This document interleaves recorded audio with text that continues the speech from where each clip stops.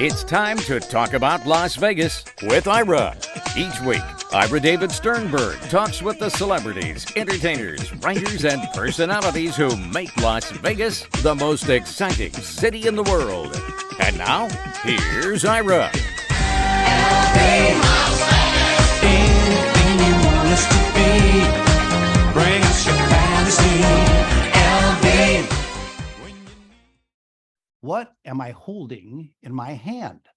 I haven't told my guest, but he already knows. He's Colin Cloud, known as a real-life Sherlock Holmes, starring with Shim Lim in Limitless at the Mirage, Mondays and then Thursdays through Sundays at 7:30 p.m. For ticket information, go to Hard Rock Hotel Casino Las Vegas.com. And for everything about Colin, go to colincloud.com and follow him on Twitter, Instagram, and Facebook. And Colin, welcome to the show. Thank you very much for having me. Hello. Hello there. Well, before I ask anything important, I want to ask you if you use your great accent to distract your audience. I mean, I'm actually from Albuquerque. I put the accent on purely to distract the audience. I mean, that would be ridiculous to have this accent for real. I mean, come on now. No, it definitely works in my favor. I mean, I will be honest, when I first started performing in America over 10 years ago now, I did definitely speak way too fast and with way too much of my original Scottish accent. So definitely have learned to tone it down and hopefully use it effectively now. So Sherlock Holmes was not Scottish. So how did you develop an interest in Sherlock Holmes? He wasn't. Sir Arthur Conan Doyle obviously is Scottish, but yeah, I read the books as a kid in the school library. The way they're written, I actually thought they were written about a real guy. So for the first year or so, I actually assumed that this was all about someone's life. And then, of course, when I found out it wasn't, it was like, you know, Santa's not real. And it was devastating. But by then, the bug had bitten. I just loved the idea of understanding people, how the mind works, how people think, knowing everything about someone just from looking at them, essentially. And then that effectively led to me, you know, my background was never really magic. It was always science. I went to university, studied forensic investigation, realized stand-up comedians, if anything, are the real Sherlock Holmes. They observe everything and they can stand on stage and be relaxed and calm in that high pressure situation. And I thought, well, I want to learn how to do that. And before I knew it, I was combining all of my criminal psychology with the stand-up comedy. And yeah, snap forward 20 years later, and here I am now in Vegas. Now, your parents, when you first worked in forensics, I'm sure were very proud of you. And then when you said to them, I'm going into entertainment, I'm sure we're still proud of you, but they said, well, wait a minute, how did he make that transition? So how did you make that transition? Yeah, I mean, it's not the obvious career leap from being in a laboratory one day to being behind a microphone the next day. And I was a very shy, introverted kid, to be honest. I mean, really off stage, I still very much am. But the idea of being in front of an audience would give me nightmares as a teenager, to be totally frank. So I honestly don't know exactly what happened. I just know that what I was doing, people were really appreciating it, enjoying it. And yeah, and I think I just started really loving sharing this crazy, weird mentalism stuff that I was coming up with strangers to see that impact, that positive impact that I had on them. But no, I mean, they were delighted. I mean, they basically said, you can do it as long as one day we get to meet Donny Osmond in real life. And that was, they came over last week and they got to hang out with Donny Osmond for the day. So they're delighted. Now that's it. They're thoroughly impressed. That was an inexpensive price to pay for approval. Yeah. And 4 years of my life, absolutely.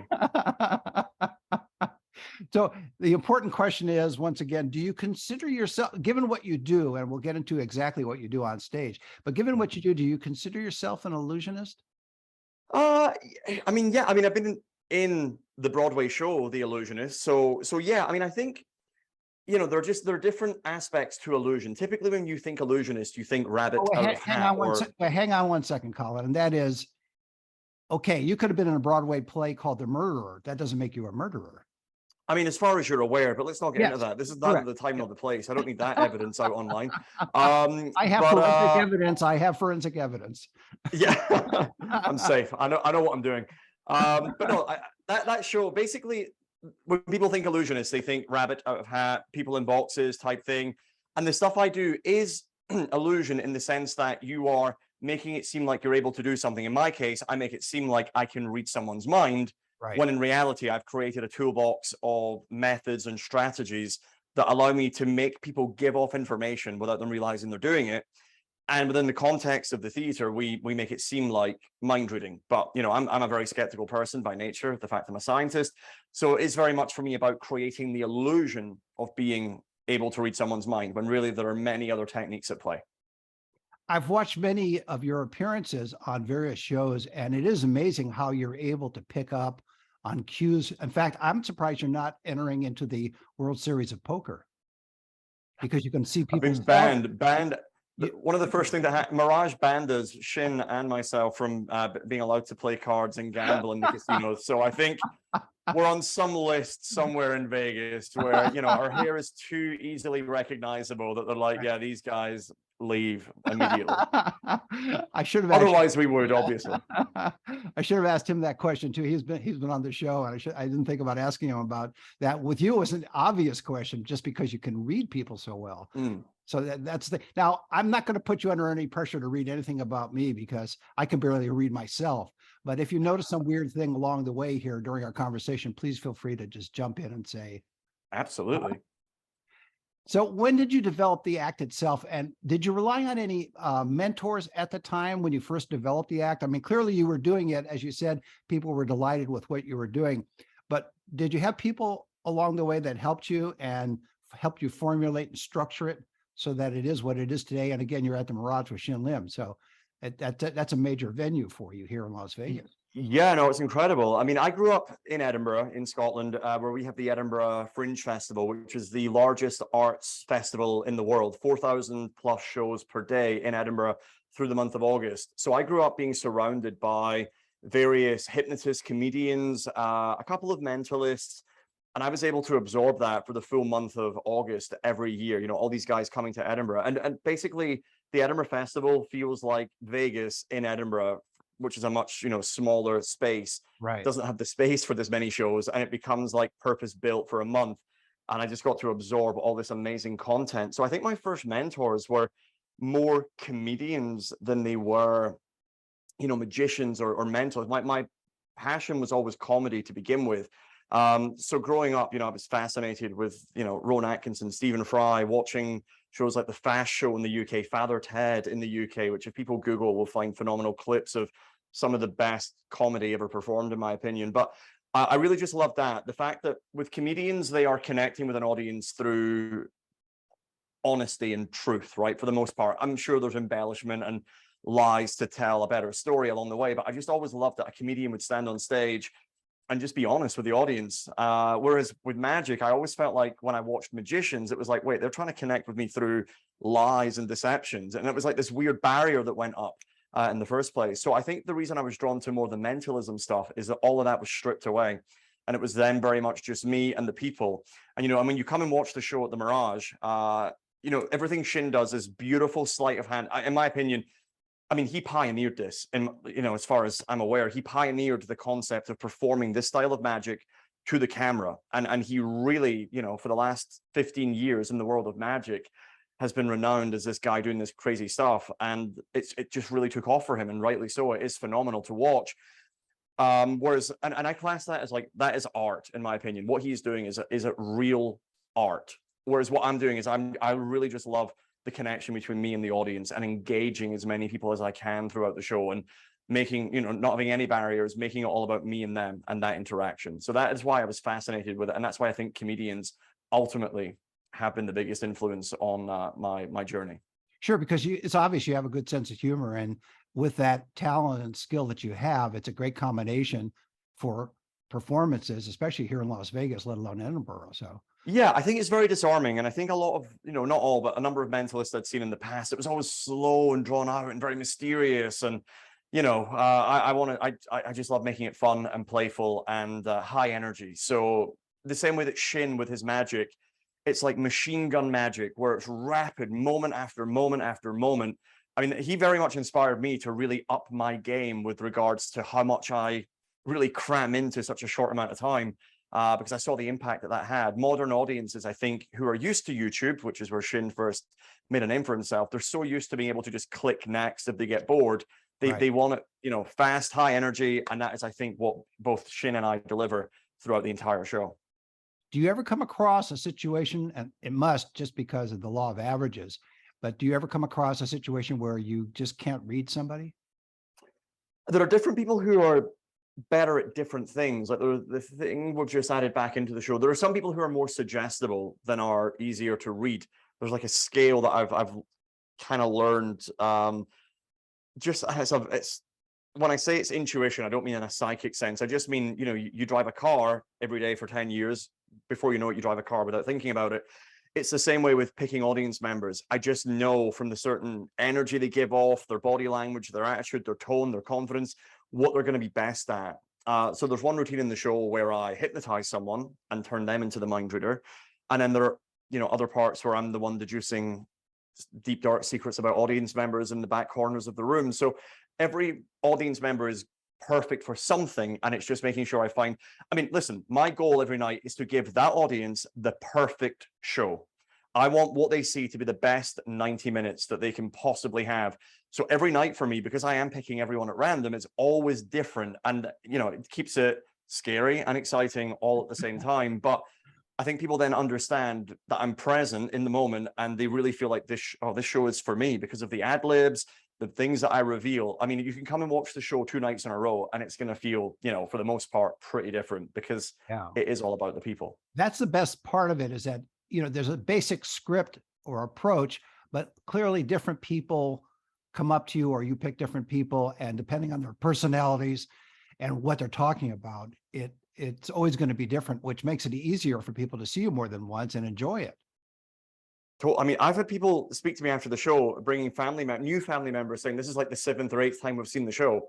And I'm not exaggerating. I mean, it's not everyone, but a number of groups. And it's like, oh, we're back again. And like, they love just bringing, you know, different groups of people to come and experience it. And that is amazing. That is, you know, that's a real positive sign that we're doing something right. Does your skill or your talent cause a problem in your personal life and a sense of friends and loved ones? Because if you're reading people, they may feel uncomfortable being around you, and you may not. I mean, you're making a huge assumption that I have friends and loved ones right off the bat there. So, I mean, let's not get ahead of ourselves. Right. Good point. No, I mean, I will say, especially when I'm always creating, writing, improving, I hope. And I will always be working on new things. So usually, you know, friends and family members are mainly in the UK, so that's slightly trickier, but definitely close friends are usually the first quote unquote victims for experiencing the new stuff that I'm working on. Wait a minute, are they willing victims or unwilling victims? Well, we'll never know, because that's where the hypnosis comes in. So it's all hand in hand. No, they're usually very they're usually happy to watch whatever it is I'm creating, and you know, they're people that I trust to give me notes, and again, always trying to improve to make sure the experience that people invest in, not just to buy a ticket, but they invest 90 minutes of their life to watch. I want to make sure the stuff they're seeing is unlike anything anywhere, at a level that's higher than anywhere else they could be seeing it. So, you know, I love getting notes from friends that I trust, and I'm always trying to make things that much better. I like the fact that you're always progressing, and so you're not resting on your laurels or your Hardees. You know, you just are moving forward and making. Yeah, and I think, you know, stand-up comedians at Edinburgh every year would have to write a brand new 60-minute show, and you see it now with Netflix as well. They need to write a new 60 minutes, and I think a lot of the time in magic, magicians can get very much locked into a set way of doing just a few things, and I get bored pretty quickly. Like, I love there's a psychologist called Mihaly Csikszentmihalyi. Is that your subtle way of saying you're bored with me? No, not at all. No, you've got at least 40 minutes before I start to drift. Don't worry. But that Hungarian psychologist talks a lot about flow and the idea that in life we need to be challenged or we all get bored, essentially. And I think that challenging yourself is important to feeling fresh, certainly for the audience, but also, I mean, I'm turning up, it's like, to an extent, is kind of like Groundhog Day, right? I turn up to the Mirage at the same time every day, and I want to make sure that it is fresh and exciting for me as well, because the more excited I am, it's reciprocated, right? And they enjoy it way more. So I just think I never want to get stale. And the day that I turn up feeling like I'm pressing play in my head is the day when I need to massively rethink why I'm doing this. Well, if you have that fear of getting stale, then you're probably going to cut your hair at some point to have a different look. I mean, I'm just gonna get one of these hats that you're wearing, and we can just party on together. That's the next move. Yes, I think it's good. This takes far too long to do every morning. The hat would be the much safer option, I can assure you. A crew cut, I think, would work fine. I mean, you'd have a totally different look, but you wouldn't have to maintain it as much. Yeah, I mean, this podcast gets something for everyone. It's got magic content. It's got hairstyling tips. I mean, it really, you know no bounds. It's incredible. Thank you. I tried to make it as wide of a net as I can for people. Oh, that's something for everyone. I love it. Good for you. Now that you're in America and you were on, I believe, season 12 of America's Got Talent, if I remember correctly. And what was the cultural impact of that for you in two ways? One, just performing in that, and then coming to Las Vegas. So you've got this dual thing going on, not necessarily in the same year, but just the fact that you're on America's Got Talent season 12. You boost your profile, probably boost your hair too, because it's bigger than ever. And I could afford hairspray for the first time in my life, so it was great. Yes, yeah, no, excellent. absolutely. I got tired of shipping it to you. And then you get to Las Vegas. So let's take it in two parts first. So in the sense of America's Got Talent, how big of a impact was that on your career? And then getting to Las Vegas would be the second part of that. Yeah, I mean, I'll be honest. I never really actually wanted No, to don't do be honest. America's Be Got dishonest. I always like dishonesty. You want the lies? Okay. I think that the truth is actually maybe more interesting. I didn't want to do the show. They very kindly approached me and said, would you, and I mean, when they approach you, what I mean is people audition for the show and send in videos, but they also have talent scouts who go out and watch live performers, and that's their audition essentially in real life, so everyone's auditioning. It's not like I got any favors or shortcuts, but they saw the show, The Illusionists, when I was touring that, and they said, we'd love you to do the show, AGT. And I said, very kind, but no thank you. And then they spoke to the producers of The Illusionists and said, we want Colin to do the show. And The Illusionists, obviously they know that it's good for media profile, etc. And they said, we want you to do AGT. And I said, thank you, but I'm okay. And they went, no. We want you to do AGT. And it felt like your boss saying, you're working Sunday. And I'm like, I've got plans. And they're like, but you're working Sunday. And it was like, oh, okay. So to begin with as well, I had a number of routines that I thought would be great on the show. And they kept vetoing ideas. And I was like, oh man, they're not even working with me. And it got to one point, I was so frustrated with them. I said, okay, get me a kitten. That's what I need for the trick. I need a kitten. And they went, oh, we can do that. And at that point I went, oh, I'm away from home. I'm away from my cats. If I get to hang out with a kitten for a day, then I'll be delighted. So did that, and the response from the first thing I did with the kitten was phenomenal. And yeah, I mean, it's the most viewed show in America, right? And pretty big. Not only that, social media as well. I remember they put my clip out. They do like a teaser performer the week before, and I woke up in the hotel room, and my phone basically had thousands of alerts. And I'm just thinking, what has happened in the world that's caused it? And I looked, and they put my clip out, and it was being retweeted, shared. I mean, it was mind blowing the impact that it had, even in the UK, because I was still performing in the UK at the time as well. And it just everywhere, not just America, and even Australia. I went to Australia for a month to tour the show, and even there, everyone, not just America, everyone in the world watches America's Got Talent. So yeah, there's no doubt that it was absolutely massive. Now, is it true they approached you with a new show that you would be host of called America's Got Tells? Not yet. I honestly thought you were going to say America's Got Hairspray there, to be honest. I thought that's where you were going. I thought, I've noticed your theme, your backbone gag here. America's Got Tells. No, but right up my street. So yeah, Simon, if you're listening, I'm on board. Okay, excellent. Now you end up in Las Vegas, and I'm sure it wasn't, you didn't force your way in. It was another situation where, hey, this would be a great venue for Colin. Yeah, I mean, full credit to him. The reason we're at the Mirage, Shin Lim, who won America's Got Talent and then the Champions, he's the only person to win that show twice, which is incredible. And slightly showing off. I mean, he's won everything at least 20 times now. It's incredible.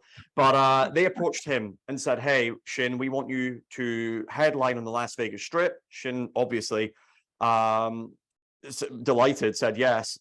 But everything he does is, again, it's artistic, it's stunning magic to music, and he is the best in the world at doing that. There is no one greater, clearly by the accolades, right, that he's achieved and earned. But everything he then does is like quite intense, focused, artistic. I think he felt the show needed a voice, an orator. And he and I had toured together. We first performed back in London 13 years ago at a venue on the West End. And since then, we performed together on Broadway. We toured New Zealand. And we've always just had a really good appreciation for each other's work. Again, I said he's already influenced me in the way that I want to make sure that I cram as much amazement into my time with an audience as I can. And yeah, we just really hit it off. And I think when he was asked to do the show, said, you know, I would love to do it, but I'd love Colin to come in and sort of sew the show together. So where a lot of top names will have an opening act, instead of me just coming on and doing 10 minutes at the start, I narrate the story of Shin Lim's life. So I come out and all the mentalism stuff that I do, which is all the audience interaction stuff, happens whilst telling the story of Shin's journey. And the feedback that we've had is that we're so different that we complement each other perfectly. We're two different ends of the scale, and together we are just the perfect duo for that environment. Yeah, that's great that you're able to be symbiotic and just make it work. Especially you have such a different accent than he does. Yes, very much so. And he has different hair than you. I mean, we're very similar in the hair. You're gonna have to scratch that. Okay, That's all right. that's an accurate. And I think he's not from Scotland, so there's another thing too. So yeah, he has that. Yeah. so it works out. So that's great. When you're performing, this may be a little esoteric, but I like esoteric questions. Mhm. When you're performing, because it requires so much concentration, I'm assuming, even though you know this, you know how to do this so well, and you're always Mhm. progressing and improving, but are you totally in the now because you have to focus on people that you are dealing with from the audience? Very much so. And again, we said already, every night is different. But I mean, it's easier if I just show you what it is I do rather than try and explain it. And then that will give you an idea. Like if I say to you right now, and for everyone watching, just to clarify, we've not prearranged anything, we've not Correct. discussed anything. I haven't Correct. told you to do anything in advance. But if I say to you right now, think of the name of, let's say you're back at school, elementary, high school, doesn't matter, but you're in school, okay? Right. And if I say to you, like most people watching this, if I say, think of a 3-letter word now, most people think of the word dog, right? Because psychologically we think in certain ways. But if I say to you right now, think of any random word you want, first of all, don't go for supercalifragilisticexpialidocious or hairspray. We have done that to death in the last 30 minutes, but get a random word, change your mind as many times as you would like, get a word in mind. Do you have one?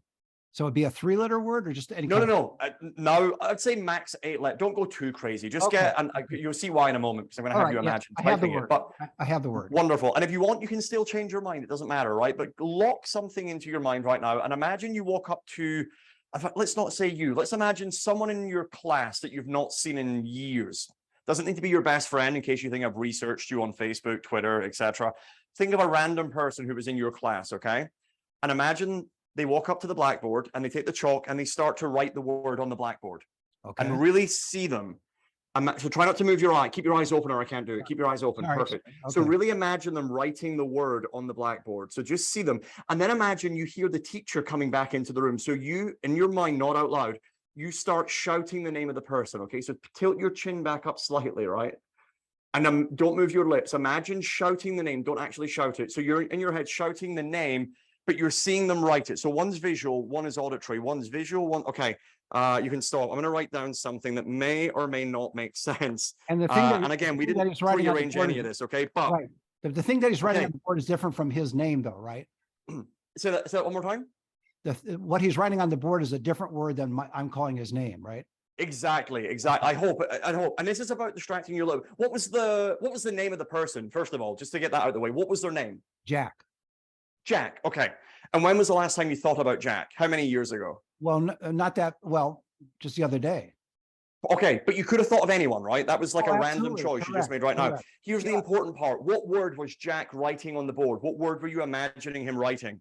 The word was green, Green. Green. Right. Okay. And just to be clear, I didn't tell you to think of the word green. You could literally have thought of any word, yeah? Correct. Absolutely. But green was your choice, which is interesting because the two things that I wrote down on the board, Oh would you man. please say them out loud for people listening? Absolutely. He's got on the board that he's showing me, which all he did was turn around is the name Jack and the word green. Okay, Spot on. how did you do that? So that is the very first time that has ever worked. So like I said, basically I've gotten very good at like distracting. So that I know when I'm having you think of one thing, I'm watching for something else. And if I say to you, don't think of a pickled onion, the first thing you want to think about is a pickled onion, right? And I've just gotten very good at taking all these weird skills that I learned through my days of criminology, psychology, the mentalism stuff, tying it all together to create these moments for people that feel like real, genuine mind reading. And everything I do in the show is about the people, the audience, and making them give off this information without them even realizing they are doing it.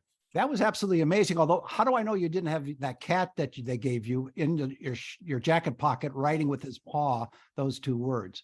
I mean, that method actually appeals to me far more than the years of training that it took to do it. I would actually rather go with the cat. So not how I did it, but I can assure you from now on, it is the only way I will be doing it. Okay, fair enough. I'm very impressed. I am a very bad magician. I only do the French drop, and I've not learned to increase the effectiveness of it over the years, even though many magicians that I know have tried to help me. It's just, so I'm very impressed with any of this. I'm not going to try and analyze how you did it, nor will I attempt to. But before I let you go, we only have a couple minutes left. What's the future for Colin? I mean, so the future right now, tickets are on sale for Shin Lim's Limitless show at the Mirage all through 2023 now at the moment. So even though Mirage just got taken over by Hard Rock, they, are huge advocates of the show. They love what we're doing there. Excellent. And it's a great fit. I think the show really has a strong, kind of, it's edgy, it's rock and roll, it's modern. I mean, it's artistic in Shinsen, but it's a very, fresh approach to magic. It's not like any of the other shows in the strip. It's basically two guys on stage with their skills and an audience. And that's what makes it very, I think, personal compared to other magic shows that are out there. So for the foreseeable future, I'm very lucky to be a part of, this journey, narrating the show Limitless. As well as that, I've just finished writing my new solo show, which is going to be sort of debuting at the Edinburgh Fringe Festival this year. So we've got 1 week off in August. I'm going back to Edinburgh to run my new solo show for a week. Then I think I'm going to perform it in California on and off as well for a little while. But yeah, I mean, I think for the time being, I'm loving being in one place. I love being in Vegas, not on the road, not touring. I love having house, friends, family, pets, all in one place. And I'm just enjoying every single second that exists of being able to do this and share this with people, because I don't take for granted how fortunate I am to be in this position. And and I really hope that it comes across every night how grateful I am to that audience that we're all in that room sharing that moment together. And is there a book in your future for you to write? Do you know, actually, I mean, I've not said this anywhere else, but yes, there's been a few people, not a lot, like 3 or 4 different companies who have approached me to talk about writing a book, capitalizing on some of the skills, techniques, and also my story, my journey. So I think within the next year or two, there will be some type of book for the public released. As much as I've written books for the mentalism world in the past, now it will be focused on one for muggles, if you will. Very good. Well, that's a great way to leave it. My guest has been Colin Cloud, known as a real-life Sherlock Holmes. He's starring with Shin Lim in Limitless at the Mirage Mondays and Thursdays through Sundays at 7:30 p.m. And for ticket information, go to Hard Rock Hotel Casino Las Vegas.com. For everything about Colin, go to ColinCloud.com, and you can follow him on Twitter, Instagram, and Facebook. And Colin, thanks for being on the show. Thank you so much for your time, and thank you to everyone who hung out for the last 30 minutes to listen to you and I rambling on. Truly appreciate it, everyone. It was. See you next time. You've been listening to Talk About Las Vegas with Ira. Each week, Ira David Sternberg talks with the celebrities, entertainers, writers, and personalities who make Las Vegas the most exciting city in the world.